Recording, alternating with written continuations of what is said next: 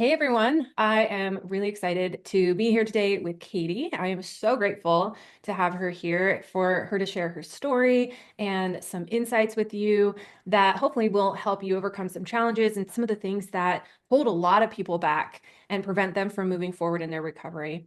And so, look, Katie, she was really struggling with lower back pain and hip and leg pain. And it actually ended up affecting her whole back and her neck. And so Katie was a member of my coaching program. I call it the chronic pain breakup method. And she's here today to share some of her insights and what she found to be the most helpful after, I think it was 3 years at least of dealing with this pain and trying everything. And so Katie, hi. Okay. Hello. Right. So first off, thank you so much for joining me. And so if you wouldn't mind, just sharing a little bit of your story and just to kind of kick things off, you had this back pain, but what were you told was the reason for the pain? Just to kind of get a little bit of the background. Yeah, sure. So, a lot of time people always resort to going immediately and getting imaging done to see what the root cause of their pain is. And my MRI showed a normal for early 40s woman's spine. It showed a little bit of degenerative discs and a little bit of bulging, but nothing that should be causing such chronic pain. And so we couldn't really pinpoint where the pain was coming from, but I've gotten a few different MRIs. I have hip labrum tears. The MRI showed some SI joint issues, all of those things combined. What it doesn't show is obviously muscle imbalances and asymmetry and all of those things, which I knew in my heart was like the main reason why I was having this chronic pain. And then to top that off, I had chronic sciatica as well, which was debilitating on some days and hard to manage on a day-to-day basis. Mhm. So when I found your program, I kind of felt like I had hit like almost like a rock bottom. I was relying on meds to get through my day. I think the morning before I reached out to you, I think I like had a full-on meltdown. I was just like laying on my gym floor and just cried. I was just like so deeply frustrated. And so then I woke up early in the morning to do whatever activities that I was working on with whatever trainer I was working with or whatever program I was enrolled in. And that morning I just like was like, this isn't the right avenue I need to be going down. Like I need something else. I'm missing something. And I had read a couple of your posts and I was following you and creeping you out, creeping on you a little bit on the internet. And I was just like, this is interesting. So I thought I'd tried everything until I found your program. And so I took a leap of faith and I enrolled with you, and thank heavens. So glad. And it's been a good time working with you and seeing every week just like the highs and lows, quite frankly. Yeah. We went through some things, but yeah, thank you for sharing that because it's what a lot of people can relate to, kind of going through all of these different treatments and different interventions and just kind of hitting so many dead ends. I know you talked about doing probably your fair share of physical therapy in Canada. They call it physio. And so what were some of the other things that you had tried and what sort of frustrations were you having with everything that you tried? Oh, gosh, I've tried acupuncture. I've tried working with experts online and for like training, like different exercise programs, core, glutes. Like Mhm. everyone's saying you need stronger glutes, stronger core. I've tried shots, cortisone shots, lidocaine shots, shockwave therapy. Oh gosh, kinesiologist I was working with. I felt like I was basically trying everything. And yeah, I kept hitting dead ends. Like, I'd make some progress and then I would take 4 steps back. And it came to a point where I was like, I can't continue to do these exercises without getting a hold of my pain first. Like, so when I realized I can't push through pain is when I knew that that was something we needed to work Mhm. together. Mhm. Yeah. So a lot of you would try to do the exercises because you know that they're beneficial in some Yeah. aspects. You're like, I know I Yeah. have muscle imbalances. I know I have Yeah. Yeah. muscle stuff going on, joint stuff going on, and I pay for it later if I do the exercise. So you're damned if you do, you're damned if you don't kind of thing. And you can't make Exactly. any progress with that. Hmm. Yes. And so how are things different now after kind of going through all of it? Oh, well, where do I start? Life has definitely changed, learning the science behind it. It answered a lot of my questions that I had, mostly like, why is this happening? And because it Mm, didn't make sense that I had this migrating pain everywhere. Like I didn't know where it was coming from because it often shifted to different areas. And identifying like my pain triggers and what sets off my flare-ups, understanding the complexity of my nervous system and how it works and my brain, like it's not all in your head, they say, and it kind of is, but at a science level, not as an imagination mental, level. yeah. Yeah, and so it was really neat to figure out that how my brain reacts to stimuli, and how I react to different stimuli. Like now, I can actually say like my brain can tell the difference between if I'm in pain or if I'm safe, which is a Mhm. huge progress. Neurotag science is like Tags. blew me away. I never really understood how that all worked. And it's not like reading a science textbook. You give like you have analogies towards it to make it a lot more digestible and in layman's terms. So like Mhm. anybody could understand it because there's that was my big thing. I'm like, do I have to read a textbook?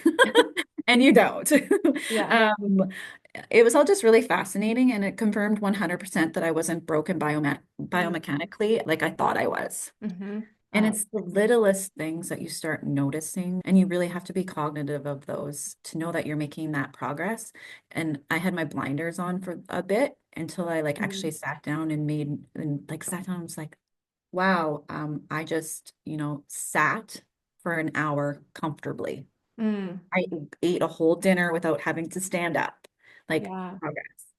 I recently coached my son's basketball team and I was shooting around and I felt fine after. Like before, something like that, I would never be able to do. I worked up to that, but Yeah. like that was one of my goals. I wanted to coach his basketball team. Yeah. So I feel like almost like pain was kind of like driving the car for a Mm. few years, and now pain's in the back seat and I'm not letting him wear a seatbelt. Mhm. Like it's not a friend. Yeah. Yeah. That is so cool. So you went through the whole program. What would you say was the difference maker that really led to these transformations and improvements, despite everything else that you tried? Yeah, so I would say the community, our check-ins, and just the one-on-one time with you. I would have to say the tools and strategies that you teach within the program, and very thorough in how to implement them. They are essentially pretty easy things to add into your daily Mhm. routine. It's the habit part of it that takes some time. And knowing like the things that I'm doing are like creating lasting impact versus, a band-aid. And understanding why these things are so important is a huge Mhm. part, which we learn throughout the whole program. Mhm. It's not like do this, but it's you need to do this because this is what it does. And I think that Mhm. was huge to have that knowledge behind it. Yeah. When you know what's going on in with your body, it gives you clarity on like, hey, I don't have to keep guessing and like not really knowing what's happening in my body and why like nobody can really explain my pain and my MRIs don't really explain my pain. Like when you have science that's like, this is what's happening and you're not crazy, it's freeing. So you at one point told me that pacing was probably the most helpful thing, part of the whole program as a whole. Like there's a lot of other pieces to it, but probably pacing was the most important part for you, but also the most challenging part to implement. And so for those of who's listening and are like, what the heck is pacing? They don't know, I've never heard of this before. Can you just kind of explain a little bit about what pacing is?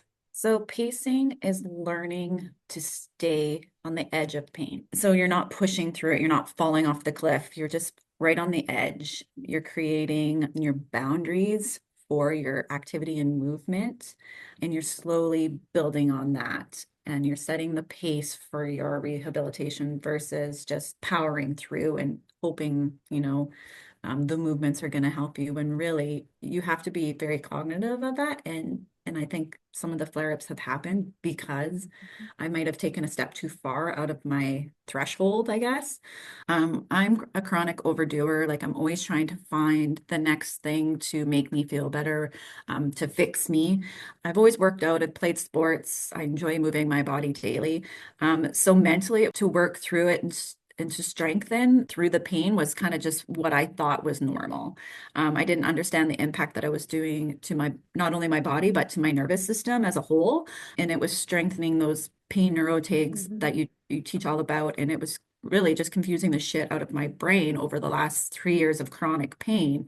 Mhm. So undoing those by pacing is the long-term effect of pacing, where the short-term effect of pacing you get to see immediately. So it's like you have best of both worlds with pacing. You're consistent enough, then you get those long-term effects, which Yeah. honestly I'm starting to like over the last month is really taking effect.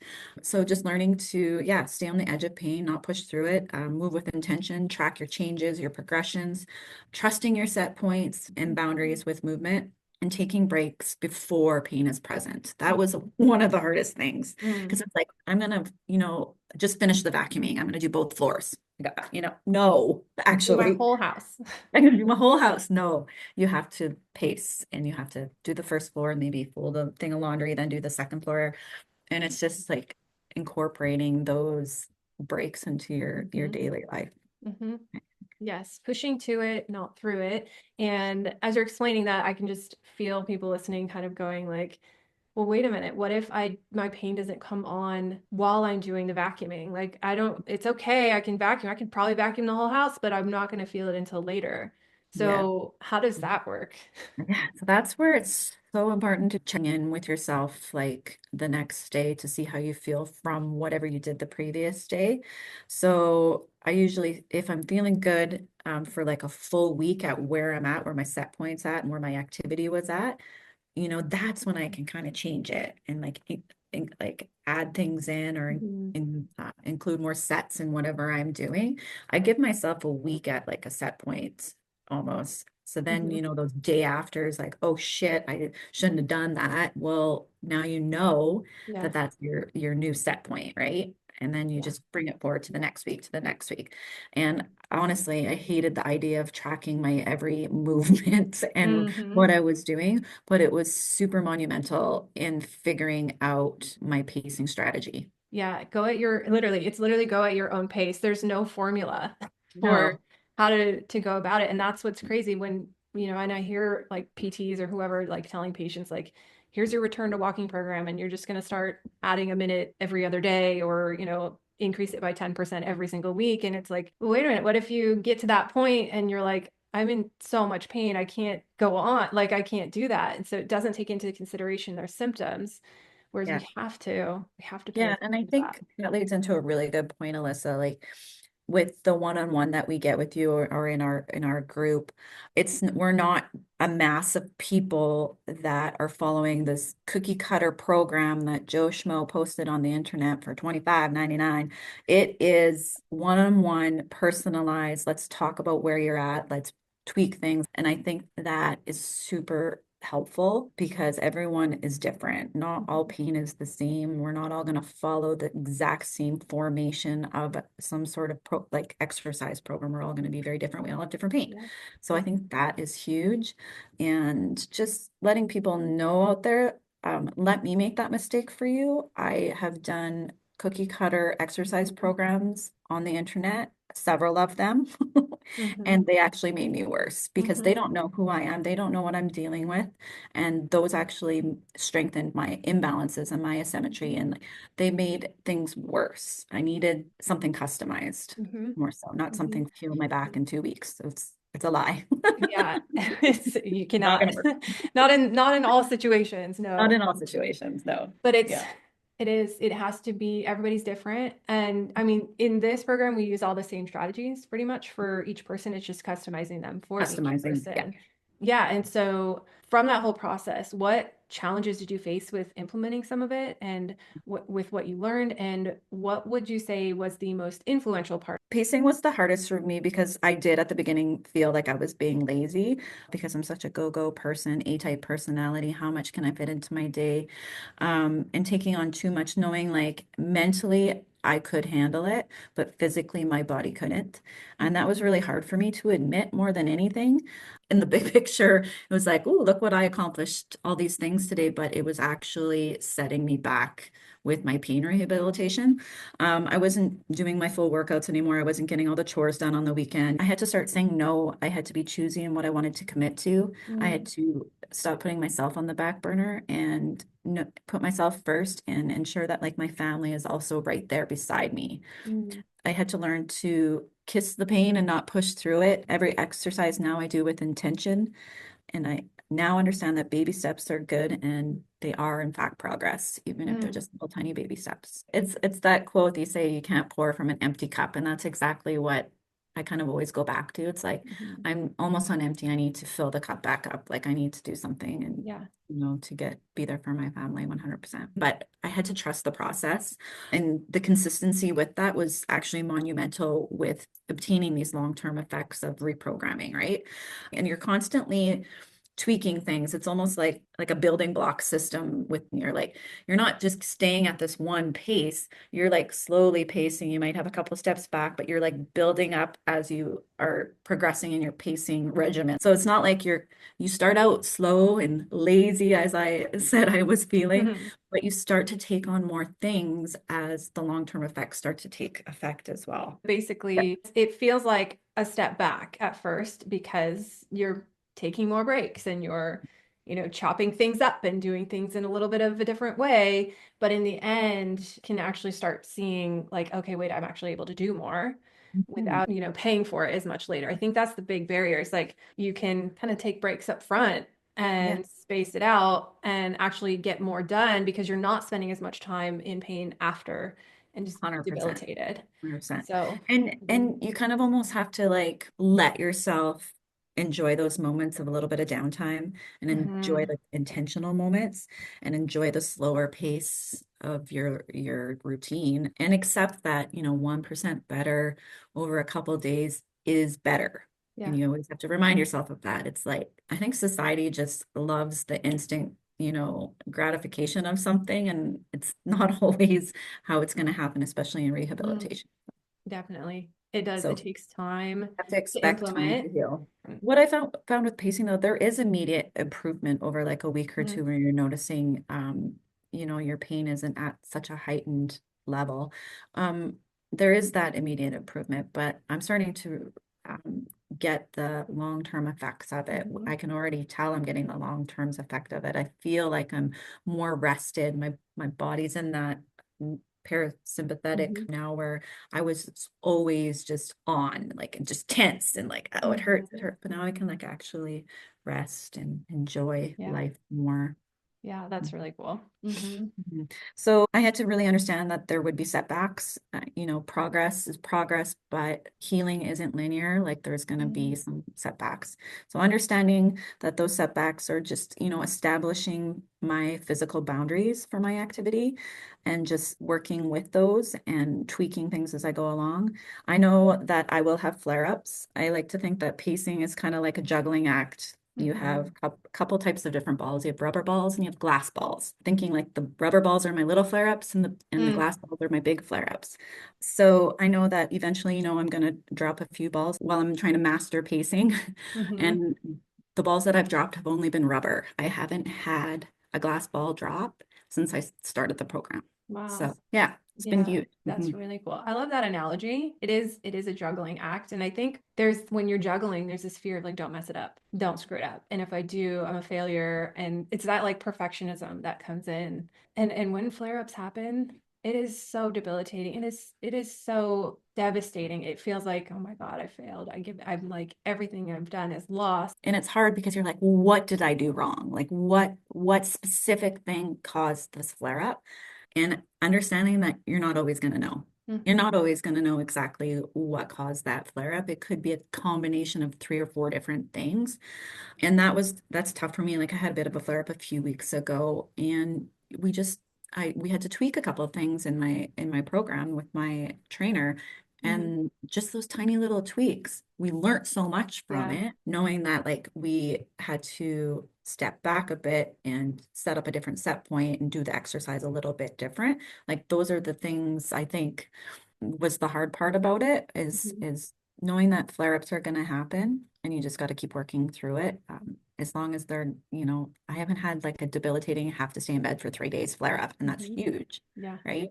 Yeah. Those little ones are going to happen, and it's just part of the learning and Mhm. evolving through this pain journey. But I Yeah. love that you're describing that, and it makes me actually really proud of you because it shows me that you've learned to view these moments of that feel like setbacks as learning opportunities and not as failures. And you're just, each little thing that you learn is, okay, I'm going to do better. Like I can move forward. And I know I have a little bit more information. Yeah. So was there like a certain turning point where you felt like pacing had finally clicked for you? I think the turning point was after I really implemented this into my daily routine, and it took a lot of discipline at the beginning, but making those changes is that's when I started to see the progress in the pain levels was Hmm. once it started to become a bit of a habit to do all of these things.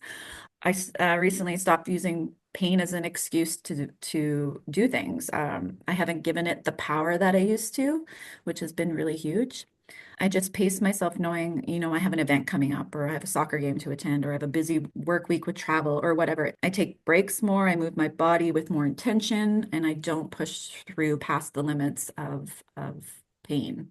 I saw the pain levels lowering over the weeks with my intentional movement, my activities I was tracking and adjusting as I went along. I think it was probably about 4 or 5 weeks. I was sitting longer, which was huge. I could see changes in my evening mood. I was being more social. My patience had shifted. I stopped taking nerve blockers. After about 3 or 4 weeks in the program, I said no to Gabapentin. No more. I recently coached my son's basketball team. I'm just showing up more for things that I would not do because I was afraid of how I would feel. And I've noticed, I'm more present with my family, which was, always something that I needed. I wasn't making dinner and going and laying down and like I was done for the night. Where now I'm up, we'll play a game, we'll go for a walk, and they deserve my best too. So Mm. it's really huge. Yeah, and so like one of your struggles initially was not being able to exercise and strengthen and work on those muscle imbalances and before we started recording you were telling me about where you're at now. Now you're working with a trainer. Nothing is worse than trying to strengthen your weak postural muscles, which you need to do when you're trying to do it with 7 out of 10 pain. So incorporating neuroscience as part of the equation and having your pain lowered so then you can actually effectively biomechanically improve yourself Yeah. was instrumental. It was the puzzle piece that you kind of are missing Hmm. essentially. Like I can meditate, I can, do all the biomechanical things, but until you have the neuroscience portion of it, that was just something I was missing because I couldn't get to the level of the biomechanical training because my pain was too high. So with the Hmm. neuroscience and the implementation of the strategies and tools got me to a level where now I can actually effectively work with a trainer, keep my pacing methods with him, Hmm. and improve. Yeah, Mhm. that's exactly my goal is, for folks to be able to lessen the sensitivity levels.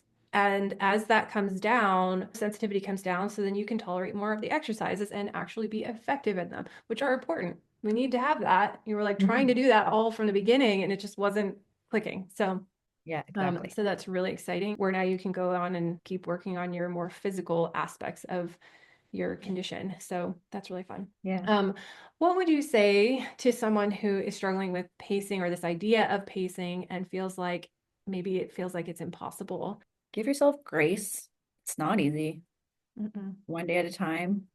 Just start implementing, one thing at a time and just build on it because the big picture is your goal is to have less pain, obviously. And this is such a starting point for that you have to put in the work in Mm. order to see the results. And I think it's just, yeah, give yourself grace and don't give up.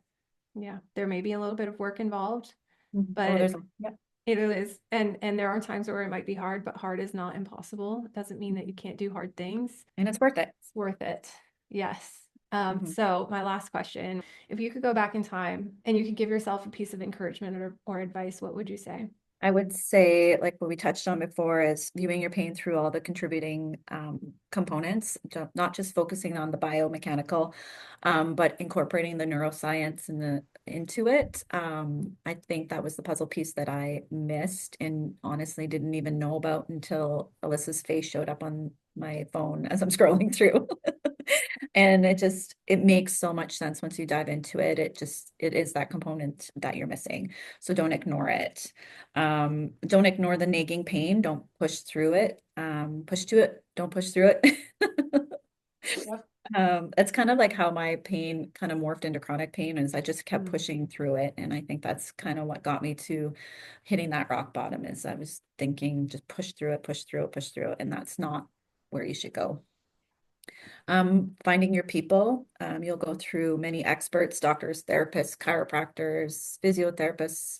You'll even buy all the gadgets and equipment and all of the promises on the internet that they're going to cure you in 2 weeks.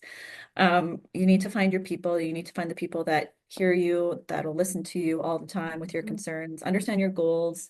Um, they should be people who care, and ultimately, they should be an advocate for you. Um, Find the people who will be an important part of your pain journey.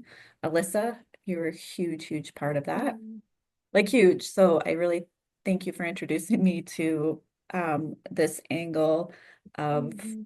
rehabilitation that was an intricate part of me overcoming some really big hurdles. Yeah. So thank you. No. I mean, it's been such an incredible journey and experience. I'm truly honored to be in a position to do what I do and to help you. I'm so grateful for this opportunity to get to work with you and lots of other women who are in this situation. It sucks. And when they say, it's just one of those things you have to get used to, it's not. It doesn't have to be that way, and you don't have to fight it. And it's just, yeah, it's hard to do it alone. So I love what you said. Find your people. Don't do it alone. You don't have to. Yeah. So awesome. Katie, thank you so much for coming Sure. on and sharing this. And so, yes, I appreciate it. I appreciate you. Thank you. Thank you so much. All right, everybody. Thanks for listening, and we will see you next time. Bye.